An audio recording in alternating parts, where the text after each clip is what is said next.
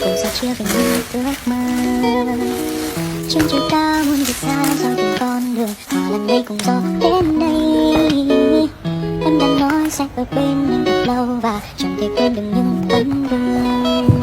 Có thể anh mơ chỉ là giấc mơ về một hạnh phúc. Nắng vai trên mi anh giờ em nơi đâu có biết trong nơi này.